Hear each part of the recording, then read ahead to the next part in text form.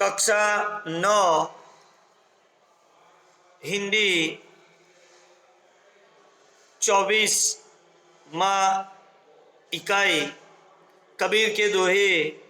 कबीर का जन्म सन 1398 और निधन 1518 में हुआ। भक्तिकालीन निर्गुण संत परंपरा के में कबीर का स्थान सर्वोपरि है। माना जाता है कि उनका जन्म एक विधवा ब्राह्मणी की कोख से हुआ था, लेकिन लोक लाज के कारण भय से उसने अपने नवजात शिशु को त्याग दिया। बाद में उस बच्चे की परवरिश काशी के नीरुजुलाहा और उनकी पत्नी नीमा ने की। जनश्रुति है कि कबीर की पत्नी का नाम लोई, पुत्र का नाम कमाल और पुत्री का नाम कमाली था। तत्कालीन सामाजिक अव्यवस्था के कारण कबीर विधिवत शिक्षा नहीं पा सके, किंतु प्रेम का 2.5 अक्षर पढ़कर पंडित हो गए थे। उन्होंने कहा है कि मसी का गद छुयो नहीं, कमल गह्यो नहीं हाथ। कबीर को स्वामी रामानंद से वेदांत का सूफी कवि शेख तकी से सूफी मत का और वैष्णव साधुओं के संपर्क में आने से अहिंसा का तत्व मिला। उनकी कविता अनुभव का अथाह ज्ञान भंडार है। जीवन की सच्चाई और वाणी में विश्वास के कारण उनकी कविता हृदय के तार जना देती है। कबीर ने अपने युग की विसंगतियां तथा अंतर विरोधों को देखकर अपनी कविताओं के माध्यम से उन पर खुलकर तीखा प्रहार किया है। मैं कहता आखिन की देखी, तू कहता कागज की लेखी में स्पष्ट होता है कि वे जन्म से विद्रोही, समाज सुधारक,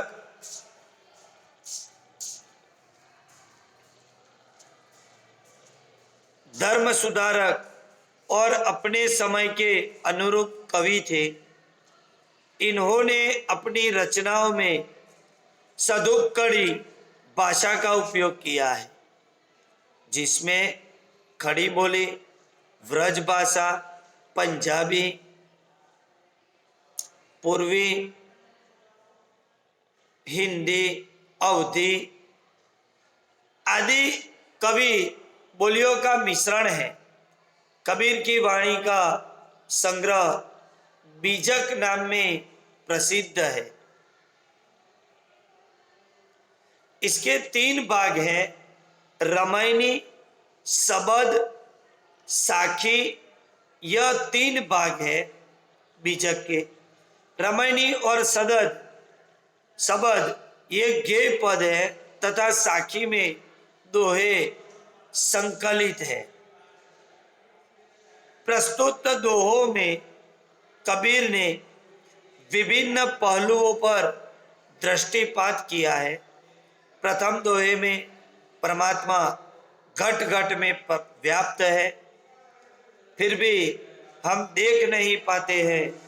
दूसरे दोहे में मुझ में जो कुछ है वह ईश्वर का ही है और वह ईश्वर को सौंपने से अपना कुछ नहीं रहता है। तीसरे दोहे में जन्म सार्थक करने हेतु साधु पुरुषों की संगति करने का और चौथे दोहे में अप्रामाणिक रूप से संपत्ति इकट्ठी करके उसमें से दान करने पर स्वर्ग प्राप्ति नहीं हो सकती है। पांचवें दोहे में दुर्जनों की सज्जनों की विशेषता है। छठे में दूसरों की संपत्ति देखकर दुखी होने के बजाय ईश्वर ने हमें जो दिया है उसमें संतोष रखना चाहिए। सातवें में संसार के पंच रत्न के बारे में, और 8वें में ब्रह्मांडंबर का विरोध, और 9वें दोहे में सुख में भी भगवान को याद किया जाए तो दुख ही हो ही क्या, और 10वें दोहे में संतोष रूपी धन सब धनों में श्रेष्ठ है को निर्देशित किया गया है। तो हम अब दोहे देखते हैं। पहला दोहा है, कस्तूरी कुंडली बसे मृग ढूंढे बन माही, ऐसे घट राम है दुखिया देखे नाही। यानी इसमें कहा गया है कि कस्तूरी हिरण जो होती है, कस्तूरी हिरनी नाभि में बसती है। कस्तूरी कहाँ बसती है? हिरण की नाभि में। फिर भी वह उसे इधर उधर जंगल में ढूंढती है। उसी तरह राम सबके हृदय में बसे हैं, फिर भी लोग सत्य को समझे बिना यहाँ वहाँ भटकते रहते हैं, राम को खोजते रहते हैं। ठीक है बच्चों, समझ में आया पहले दोहे का अर्थ? तो दूसरा देखते हैं। मेरा मुझ पे कुछ नहीं, मेरा मुझ में कुछ नहीं, जो कुछ है सो तेरा, तेरा तुझको सौंपते क्या लगेगा मेरा। यानी इसका अर्थ होता है कि हे परमात्मा, हे भगवान, मेरे अंदर जो कुछ है वह मेरा नहीं, सब तुम्हारा ही है। जो तुम्हारा है वह तुमको ही सौंपता हूं, उसमें किसी से मेरा कोई संबंधी नहीं है। यानी भगवान, जो कुछ मुझे, परमात्मा जो कुछ तूने मुझे दिया है वह सब मेरा नहीं, वह तुम्हारा ही है, और मैं तुमको वह अर्पण करता हूं। ठीक है बच्चों, यह दूसरे दोहे का अर्थ हुआ। अब देखते हैं तीसरे दोहे का। संत मिले सुख उपजे, दृष्ट मिले दुख होए, सेवा कीजिए संत की, जो जन्म कृतार्थ सोए। यानी संत के मिलने पर सुख का अनुभव होता है, और दृष्ट को मिलने पर मन दुखी ही होता है। इसलिए संत की सेवा कीजिए, उससे तुम्हारा जन्म सफल हो जाता है। यानी जन्म सफल कब होता है? कि जब संत पुरुष, साधु पुरुष की सेवा करते हैं।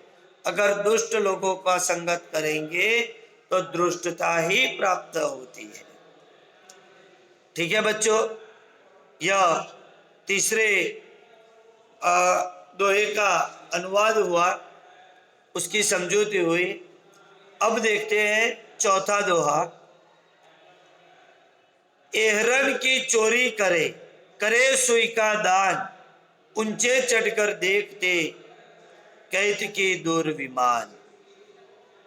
कबीर कहते हैं कि लोग एरन की चोरी करे।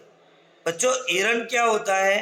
एरन यानी लोहार जिस पे रखकर लोहा टिपता है ना, वह लोहे का भारी वजनदार चीज, उसे एरन कहते हैं। तो एरन की चोरी करे और सुई जैसा जितना दान करते हैं, फिर भी वह ऊपर देखते हैं, ऊंची छत पर चढ़कर देखते हैं कि स्वर्ग से आने वाला विमान कितना दूर है कि मुझे वह स्वर्ग में स्थान देता है।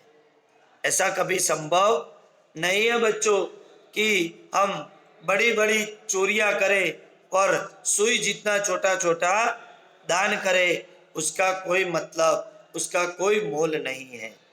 ठीक है बच्चों, यह था चौथे दोहे का अनुवाद। अब देखते हैं पांचवें।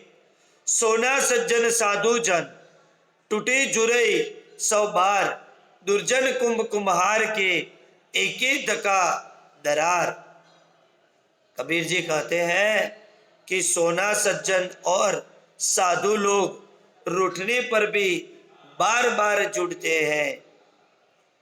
सज्जन कभी संबंध नहीं तोड़ते, दुर्जन दरार पड़े मटके जैसा होता है। दुर्जन लोग कैसे होते हैं? मटके जैसा।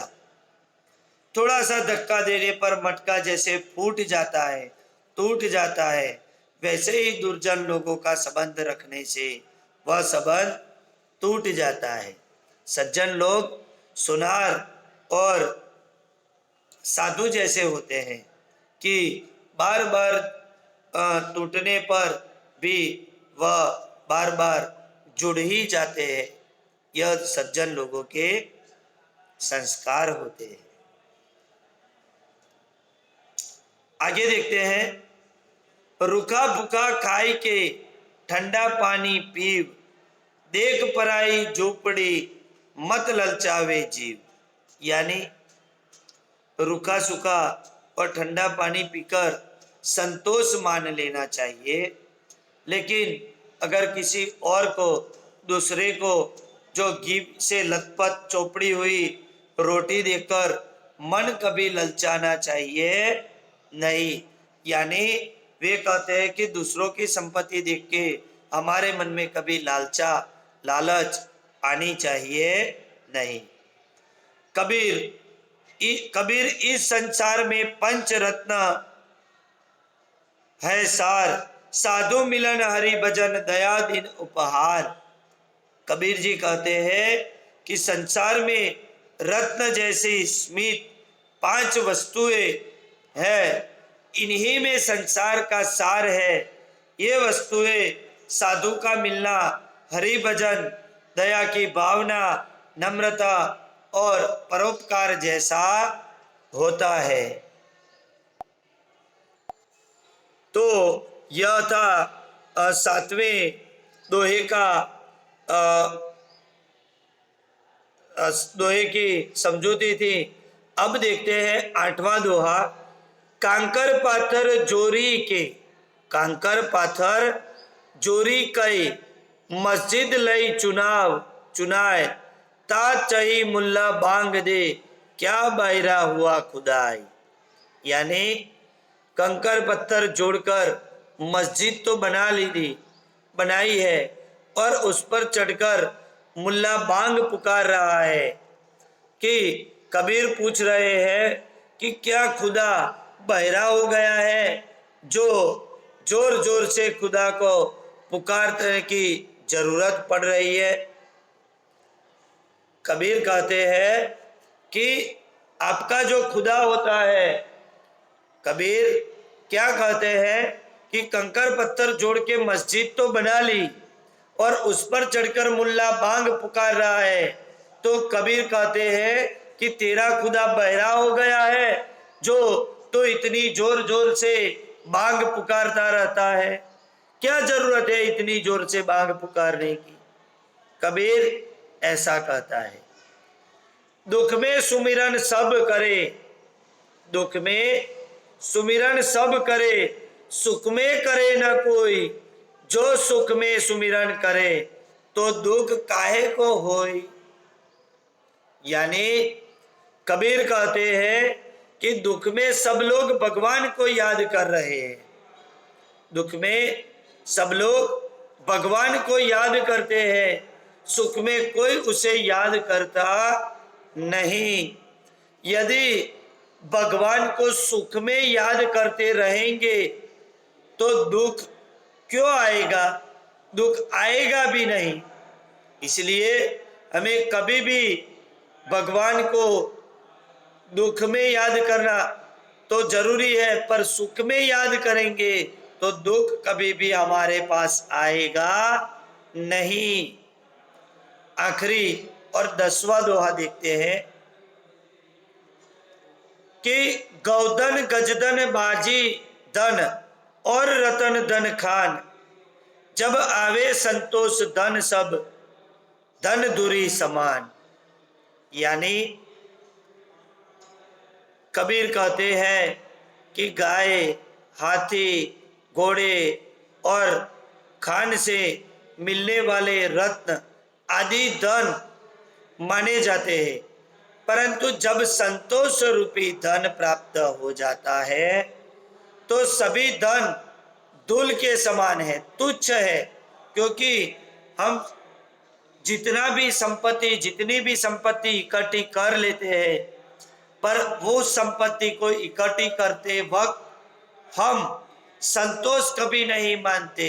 संतोष तब मान लेना चाहिए जब हम संतोष मानेंगे, जो भी हमारे पास है उससे हम अगर संतोष मान लेंगे तो हमें कभी भी किसी भी चीज की जरूरत नहीं पड़ेगी। और सभी धन संतोषी धन से तुच्छ है, सभी धन संतोषी के आगे वह सब तुच्छ माने जाते हैं। बच्चों, मैंने कबीर के ये 10 दोहे आपको मेरी सूझबूझ के अनुसार आपको समझाया है। वह समझौती आपको याद कर लेनी है और मैं इसका वीडियो भी बना के आपको भेजूंगा, वह वीडियो भी आपको पढ़ना है। अस्तु। जय हिंद, जय भारत।